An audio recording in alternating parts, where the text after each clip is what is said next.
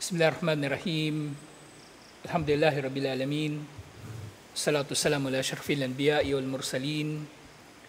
Nabiyina Muhammadin wa ala alihi wa sahbihi ajma'in. Assalamualaikum warahmatullahi wabarakatuh. Sa inisyal tafsir, at ito na siguro yung huli nating pagtalakay, Suratun Naba. Kasi meron na lang 3 aya na natitira. Yung 3 aya, Rabbis samawati wal ardi wa ma bainahuma ar-Rahman. So dito, kung sa daanan natin ng konti yung grammar. Kasi bakit Rabbi? Hindi Rabbu. Kaya siya naging ganon kasi merong mga nauna sa kanya. Karugtong siya nung nauna sa kanya na nabanggit. Karugtong siya nung nauna sa kanya na nabanggit. Yan. Jaza'an min rabbika ata'an hisaba. Min rabbika, min rabbis samawati wal ard. So, kumbaga, ang rabbus samawati wal ard at ang rabbu ka na tinutukoy dito, isa lang. Kumbaga, nahawa doon sa min. Yun ang dahilan kung bakit yan ay naging rabbis samawati wal ard. Pero, kung hiwalay siya, rabbus samawati wal ard. Pero siya ay rabbi, rabbis samawati wal ard. Yung dahilan doon, yung min na nauna doon sa aya 36. Apat na aya pa pala yung natitira. 37, 38, 39, 40. So yung Rabbis samawati wal ard wa ma bainahuma ar-Rahman. Ang Panginoon ng kalangitan at lupa at ang anumang nasa pagitan ng dalawang ito ay si Ar-Rahman. Kumbaga, si Allah, ang Ar-Rahman, ang Panginoon ng kalangitan at lupa, na siya rin yung nagbigay ng ataan hisaba doon sa naunang aya. La yamlikuna minhu khitaba. Sa araw na yon, walang sino man ang merong kakayanan na makipag-usap kay Allah. Liban na lang sa pagsalitain ni Allah.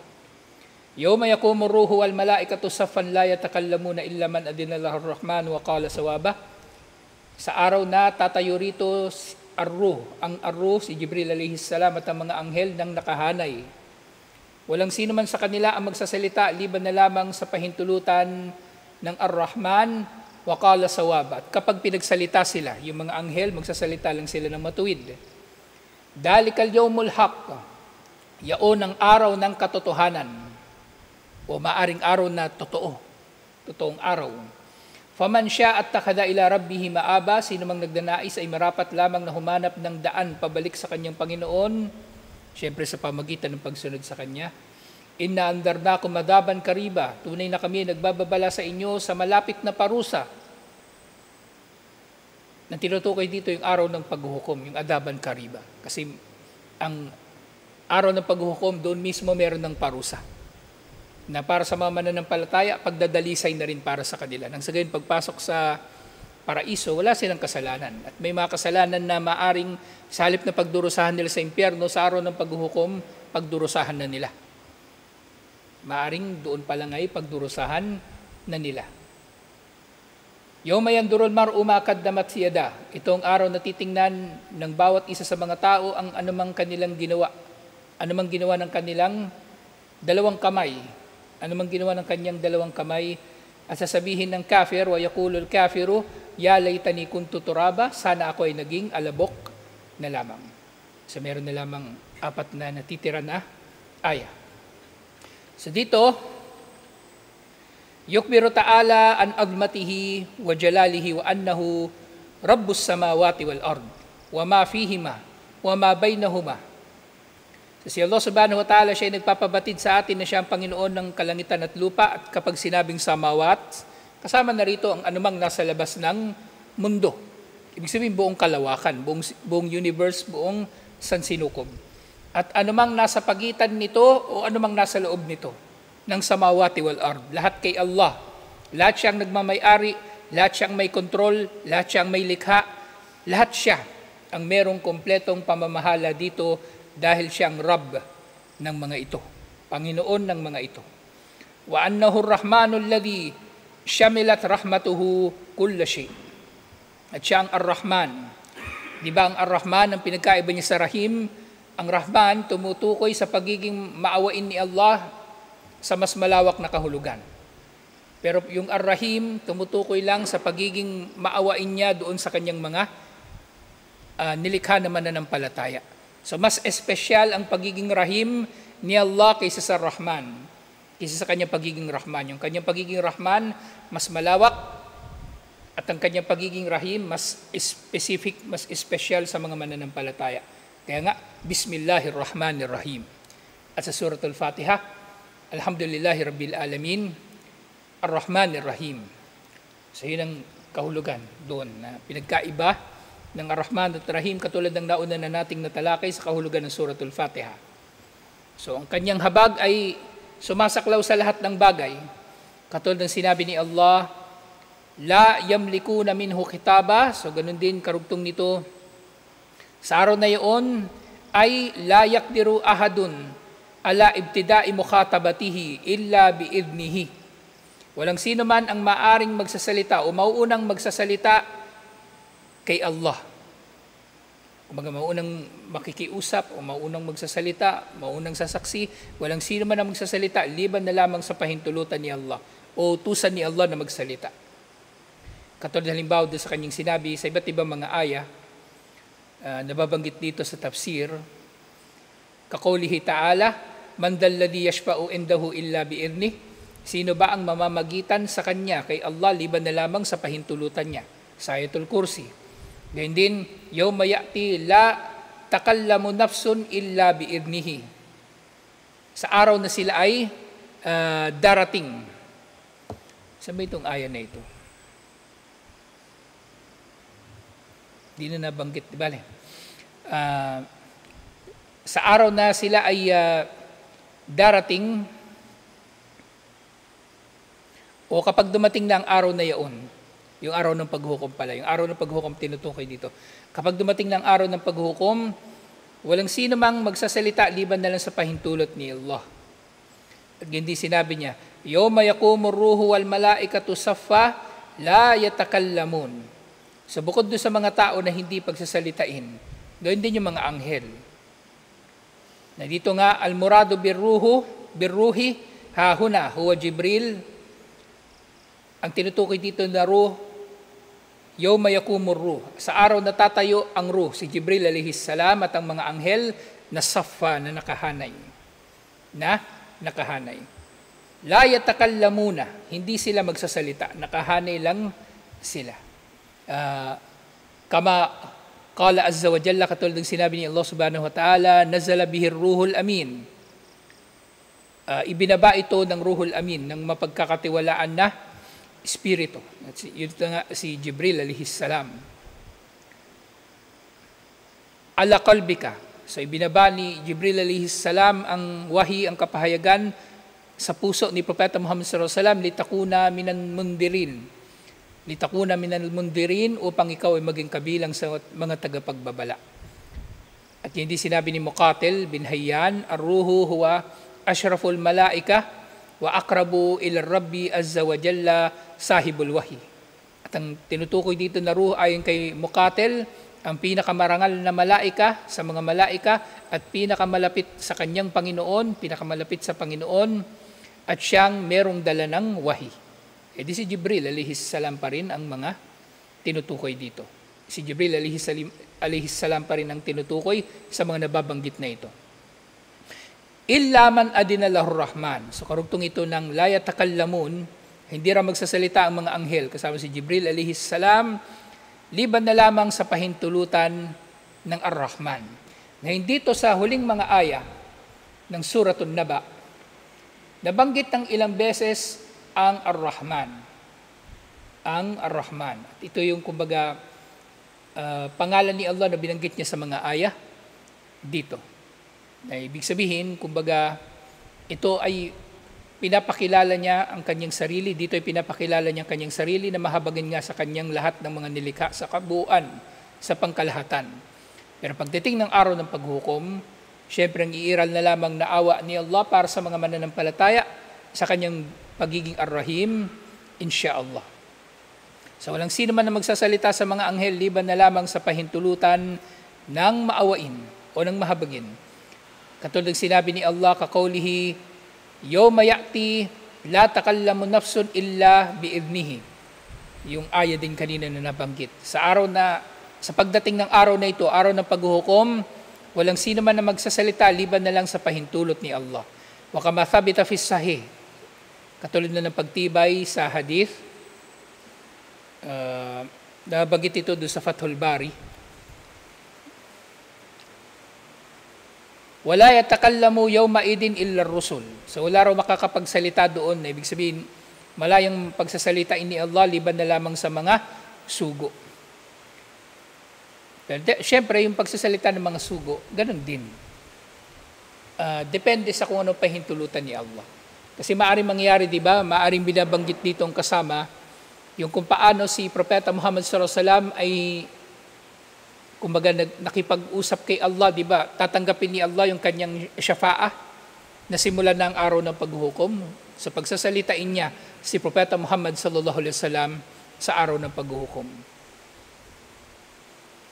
Sumunod na nababanggit, waqala sawaba. Hindi magsasalita mga anghel liban na lamang sa pahintulutan ni Allah. At kung sila man ay magsasalita, qala sawaba. Magsasalita lamang sila ng matuwid. Magsasalita lamang sila ng tama. Ay hakkan wa minal haqqi. Magsasalita lamang sila ng totoo o mula sa katotohanan. La ilaha illallah kama huwa qalahu Abu Saleh wa Ikrimah. So sasabihin daw, kabilang daw sa mga sasabihin ng mga anghel, yung la ilaha illallah. Kasi ito ang pinaka makatotohanan sa lahat ng mga katotohanan. Katulad nga ng iniulat ni Ikrimah at ni Abu Saleh sa tafsir ng ayah na ito, alhamdulillah.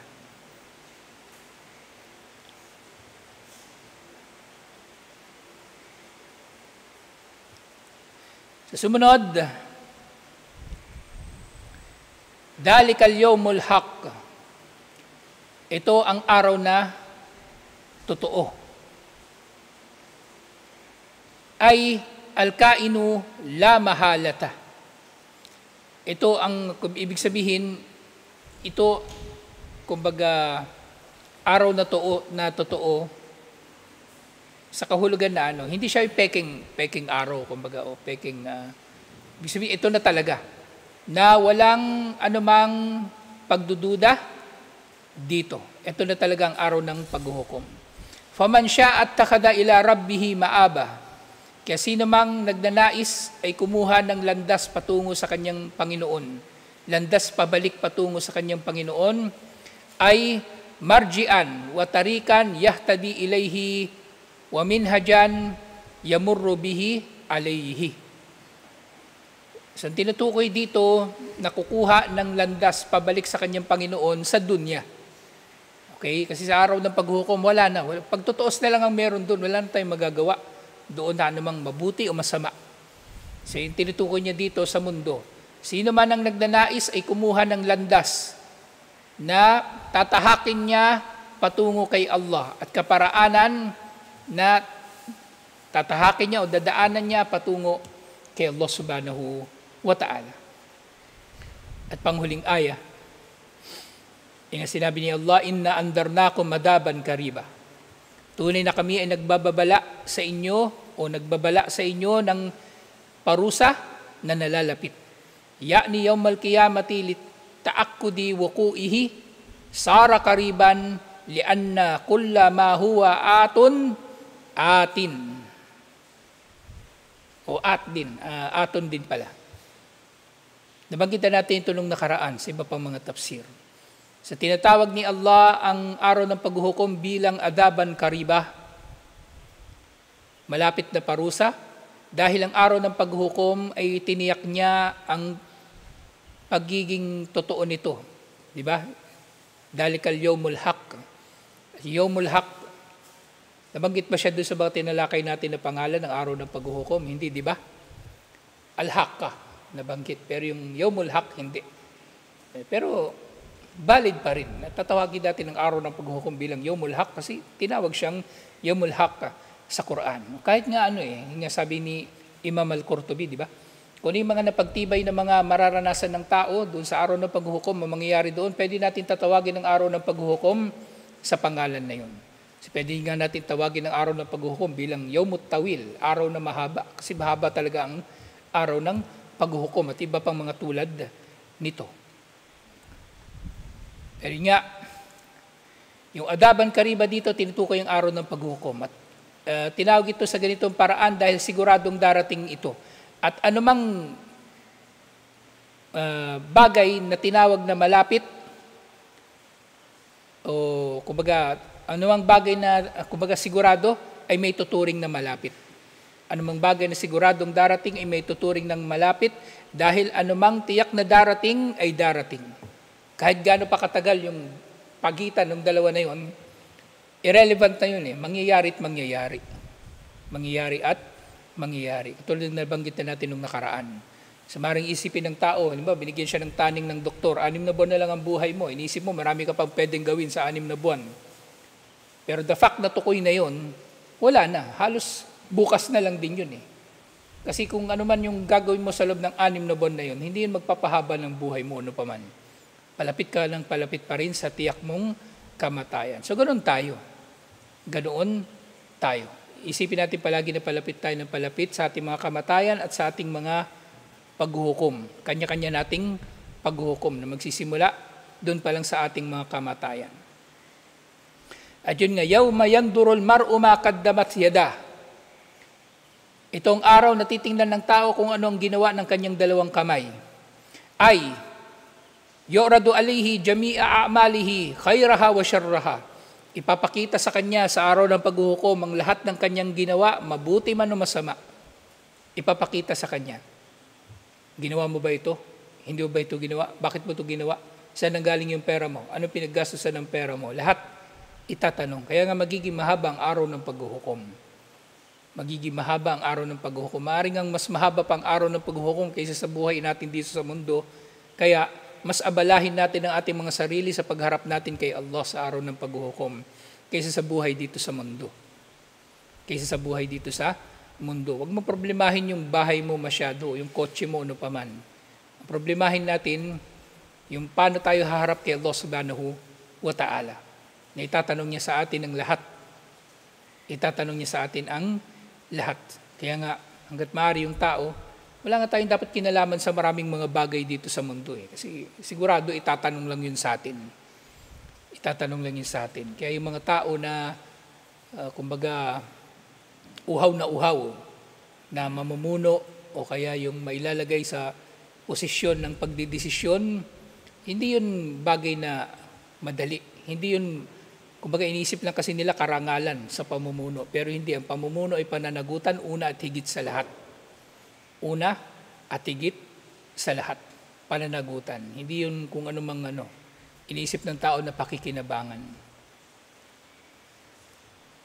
Ang kikilabutan tuloy ako sa bagay na to. Akala lang nila, ganun-ganun lang yun. Mamumuno ka, tapos magiging alipin mo yung mga tao, magiging alila mo yung mga tao, pipilitin mo yung mga tao na sumunod sa'yo, pipilitin mo yung mga tao na igalang ka, pipilitin mo yung mga tao na mahalin ka. Hindi ganun yun. Hindi ganun ang pamumuno. Kaya nga, yung pamumuno ng tao, katulad ng naging gawi ng mga sahaba, kinukuha lamang nila ang pamumuno kapag wala ng ibang kukuha dito. Pero pagpipilitan nila yung sarili nila dito, hindi nila yun ginawa. So ipapakita sa kanya ang mga ginawa niya, mabuti man o masama, kadimaha wa hadithaha. Dati pa niyang ginawa o bago niyang ginawa, ipapakita sa kanya. Katulad ng sinabi ni Allah, wawajadu ma'amilu hadirah. At matatagpuan nila sa araw ng paghuhukom ang lahat ng kanilang mga ginawa na itatanghal sa kanilang harapan. Ipapakita sa kanilang harapan. Bakit ganito? Bakit ganyan? Anong nangyari dyan? Lahat, kumbaga, kahit di ka magsalita doon actually, di ba? Hindi nga magsasalita daw yung tao sa araw ng paghuhukom. Alam na ni Allah Pero yun nga lang, ang ginagawa ni Allah doon, ang gagawin ni Allah doon, ikamatul hujjah, di ba? Yung ipapakita sa yung ebidensya, nang sa gayon magkakaroon ng due process. Nang sa gayon magkakaroon ng totoo na paglilitis. Hindi yung hatulan ka na lang ni Allah basta-basta. Diba? Tatanungin ka ni Allah, itong ginawa mo, ito ang niyan, ito ang hatol dyan, ito magiging parusa dyan. Iba-iba pa mga bagay na magiging katulad nito. So dito pa lang sa mundo, di ba? Maaring tutuusin tayo ng ating kapwa-tao. Tutuusin tayo, hatulan tayo. Halimbawa, hatulan. Hatulan tayo ng mga tao. Sasabihin ng mga tao, halimbawa, tayo nagpapasimula ng gulo dito. Halimbawa, di ba, sabihin nila, hindi tayo maapektuhan nun kasi hindi man totoo yun eh. So, ganun din sa araw ng paghuhukom. Kung yung tao maghaharap kay Allah at si Allah ay naghahatol ng ayon sa kung anong nalalaman niya, ganun din. Kumbaga, alam na natin ang ating mga sarili, kumbaga. Ang tinutukoy ko rito, kaya paano ko ba sasabihin? Kung dito sa mundo hindi tayo naapektuhan ng sinasabi ng iba kasi alam natin, kilala natin ang ating mga sarili. Sa araw ng paghukom, mas kilala tayo ni Allah. Kumbaga, mas kilala tayo ni Allah. Kung yung tao dito sa mundo, naluloko niya yung kanyang sarili, nalilin lang niya yung kanyang sarili, na merong ikhlas yung kanyang ginagawa na wala namang ikhlas. O karapat-dapat lamang siya sa pamumuno na hindi naman siya karapat-dapat sa pamumuno. O matuwid ang kanyang ginagawa. Diba? Sa sobrang kasamaan ng tao, mapapaniwala niya ang kanyang sarili na matuwid ang kanyang ginagawa, pero mali pala. So yun, lahat yun nalalaman ni Allah. So magiging mas mabusisi yung pagtutuos doon sa araw ng paghuhukom. Lalong-lalo na kung pati yung layunin, uungkatin ni Allah. Yung layunin. Kasi sa mga layunin, maaring may iba yung hatol sa iba't ibang mga bagay. Maaring may bagay na ginawa na inakala o sahayagan, di ba, mabuti. Pero dahil sa layunin, nagiging masama. At merong bagay na maaring masama, pero dahil sa layunin, ay maaring magiging mabuti. Halimbawa niyan, di ba, yung doktor, nag-oopera siya ng tao, susugatan niya yung tao, hiwaan niya yung tao. So para sa layunin na mabuti, so magiging mabuti yung kanyang paghiwa dun sa tao. Pero ikaw, hiniwa mo yung tao, para gumawa ng krimen, di krimen yun, hindi yun may tuturing na kabutihan. Kasi nga, sinabi rin ni Allah, yunabba'ul insanu yawma idin bima qaddama wa akhar. Ipapabatid daw sa tao sa araw na yaon ang anumang ginawa niya at hindi niya ginawa. Ipapabatid daw sa tao kung ano ang kanyang ginawa at hindi ginawa. Na kumbaga, o maaari rin mangangahulugan ito na ginawang mabuti o masama na kanyang ginawa. At syempre panghuli sa mga aya na ito, wa yaqulul kafiru ya laytani kuntu turaba. Ito yung isa sa kumbaga, nakakapangilabot na aya. Hindi lang dito sa Suratun Naba. Diba, ang pinakamatinding aya daw sa buong Quran laban sa kuffar, diba? Falan nazidakum illa adaba, hindi namin kayo daragdagan, liban na lang sa parusa. Ito rin, matindi ito. Wa yaqulul kafiru ya laytani kuntu turaba. Sasabihin ng kafir sa araw ng paghuhukom, kapag nakita na niya yung impyerno, na doon siya itatapon, sasabihin niya, sana ako'y naging alikabok na lamang. Sana ako'y naging putik na lamang. Na yung dahilan dito, kung bakit nila masasabi ito, merong dalawang binanggit dito. Ay, yuwaddil kafiru yawma idin annahu kana fid darid dunya turaban. Yung kafir, hihilingin niya na sana sa dunya, di ba, sa araw ng paghukom, may kompleto tayong pang-alala kung ano yung mga nangyari doon sa buhay natin sa mundo. Pero sa kanyang pagsisisi, sasabihin niya, sana naging lupa na lang siya o naging alikabok sa dunya. Hindi na siya sana naging tao. Walam yakun khalqun la kharaja ilal wujud. Na sana hindi na lang siya nilikha at hindi siya lumitaw sa pag-iral bilang tao. Wadalaka hina ayana adaballahi wa nadara ila a'malihi al-fasida. At yun nga, kapag pinakita na ni Allah ang kanyang parusa at nakita na niya ang kanyang masasamang mga gawain, kad satarat alayhi biaidil malaikatis safaratil kiramil barara. Pag pinakita na sa kanya yung mga masasamang gawain niya na inilista ng mga anghel na mararangal na tagapaglista ng mabubuti nating mga gawa. Ito yung unang paliwanag sa Ya Laytani Kuntu Turaba. Pero regardless, ano pa rin ito pagsisisi. Yung katulad ng palagi ko sinasabi, sa araw ng paghuhukom at sa impyerno, hindi ba yung araw ng paghuhukom, ano yung pangalan ng isa sa pangalan ng araw ng paghuhukom? Yaumul Hasra, araw ng pagsisisi. So magsisisi yung tao. At sa impyerno, yung kuffar, kabilang sa kanilang mga pagdurusahan, yung kanilang pagsisisi. Magsisisi sila. At kabilang sa mga pagsisisi o expression, kabilang ng expression ng pagsisisi ng tao, sana hindi na niya ginawa yung isang bagay o sana naging ganito na lang. Di ba? Nalala ko yung kanta. Kung maibabalik ko lang. So parang ganon. Parang ganon yung mangyayari. Seryoso yung kambal Yeah. Seryoso ay masyado ngayon So di ba iniisip niya, di ba kung maibabalik ko lang. Di ba ganun naman talaga sasabihin niya Sasabihin ng tao sa impyerno, Rabbirji'un. Panginoon ko, ibalik mo ko. La'alli a'malu salihan fi matarakt. Upang ako nawa ay gagawa ng mabuti sa buhay na iniwan ko. Pero si Allah, alam na niyan lahat Alam ni Allah, kapag binalik niya yung mga tao na yun, hindi pa rin sila maniniwala. Babalik lang sila sa kufur. Kaya pananatilihin na sila ni Allah doon sa impyerno. At yun din isang paliwanag dito, ito yung mas mas kilala na paliwanag dito, innama yawaddu dhalika hina yahkumullah bainal hayawanat allati kanat fid dunya fayafsulu bainahuma o fayafsulu bainaha bihukmihi al-adl alladhi la yajur. Kapag si Allah daw ay maghahatol sa mga hayop sa anumang nangyari sa kanila dito sa dunya at si Allah ay maghahatol ng may katarungan at perpektong katwiran. Kumbaga hindi ito mahaluan ng anumang kawalan ng katarungan. Kung sa hayop pa lang, makatarungan na si Allah, paano pa kaya sa tao? Sige nga, hatta innahu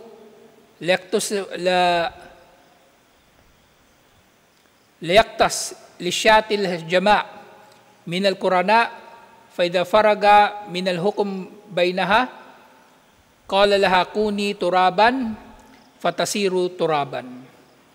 Sa sobrang katarungan na ipaiiral ni Allah sa araw ng paghuhukom, yung tupa na walang sungay na tinupa yung tupa na walang sungay na sinungay ng tupa na may sungay, gaganti siya dun sa tupa na yun. Tupa yun paano pa kayang tao? Pero nga, ito yung dito, yung shahid dito, may kinalaman dito. Kapag naggantihan na sila, sasabihin ni Allah, maging mga alikabok na kayo. Maglalaho na sila. Wala na silang paraiso at wala rin silang impyerno. Ito yung kaiinggitan ng kuffar. Ihilingin niya, nanaisin na, sana ganun din ako. Sana ganun din ako naging alikabok na lang. فَإِنْدَ ذَلِكَ يَقُولُ الْكَافِرُ. At kapag nasaksihan niya ito, ipapasaksi talaga ito sa kanya ni Allah. Kasi idadagdag ito ni Allah sa kanyang alalahanin sa kanyang pagsisisihan. Ya laytani kuntu turaba. Sana ako ay naging alikabok na lang din, katulad ng tupa, o katulad ng hayop, katulad ng kambing. Isipin niyo yan, tao ka na mayabang dito sa dunya. Ang yabang-yabang mo, pinagmamalaki mo lagi yung kagwapuhan mo, kayamanan mo, taas ng posisyon mo sa lipunan. Tapos sa araw ng paghuhukom, gusto mo maging katulad ka lang ng kambing. Nang sa gayon, magiging alikabok ka na lang at hindi ka na magtitiis sa parusa sa impyerno. Di ba may kahihiyan? Kumbaga, daragdag pa ito sa kanilang mga pasanin yung kahihiyan. Pagsisisi, kahihiyan, bukod pa doon sa parusang pisikal na nararamdaman nila sa impyerno. Nasunog yung kanilang mga balat. Kumukulo yung kanilang mga tiyan sa ipapakain at ipapainom sa kanila ni Allah na gasaka, gislin, hamim, yung zakum, at iba't iba pang ipaparusa sa kanila. Gugustuhin na nga lang nila sana, maglaho na lang sila. Pero hindi, mananatili sila doon habang panahon. At matutupad din yung naunang bahagi ng Suratul Naba, falan nazidakum illa adaba. Hindi namin kayo daragdagan liban na lang sa parusa. So habang tumatagal sila doon, patindi ng patindi ang parusa, wa ma asbarakum alan nar, at walang anumang bagay ang magdudulot na kayo ay magiging matiisin sa impyerno. Hindi kayo masasanay sa parusa sa impyerno. Dito sa mundo, pag nasanay ka magbubuhat ng mabigat, lalakas ka eh. Pinagtatrabaho ko sa construction. Mga 1 linggo, mahihirapan ka niya, hingal-hingalin ka pa. Sunod na linggo, nasanay ka na. Naka-adapt na yung katawan mo. Pero sa impyerno, hindi mag-a-adapt ang katawan ng tao. Daragdagan ni Allah ang parusa sa kanya. Ngayon nga, ya laytani kuntu turaba, ay kuntu hayawanan faarji ila turab. Sasabihin niya, sana hayop na lang ako, sana kambing na lang ako. Diba? Hindi ba gago? Ang yabang niya dito sa mundo, diba? Tingin niya sarili niya, hari. Tingin niya sarili niya, Diyos. Pero sa araw ng paghuhukom, sana naging kambing na lang ako. Yan kahihiyan na magagawa niya. Dudulutin niya sa kanyang sarili. Sana naging kambing na lang siya. Nang sa gayon magiging alikabok na lang siya. Waqad warada ma'na hada fi hadith as-sur al-mashhur. So ito rin yung nababanggit dun sa hadith na nakikilala mula kay Abu Hurairah radhiyallahu anhu at mula kay Abdullah bin Amr bin al-As radhiyallahu anhuma, na kumbaga yung tungkol dito sa pangyayari na ito, na hihilingin ng tao, na hihilingin nila na magiging ano na lang sila, magiging katulad ng mga hayop, waliyadu billah. So ito yung dulo ng wala naman ng karugtong ito na talaga yung dulo ng Suratul Naba, alhamdulillah, na mula rito, yung sumunod na na tafsir na inshallah, yung tafsir na ng Suratu An-Nazi'at, alhamdulillah. So tutuloy natin ito inshallah. Assalamualaikum warahmatullahi wabarakatuh.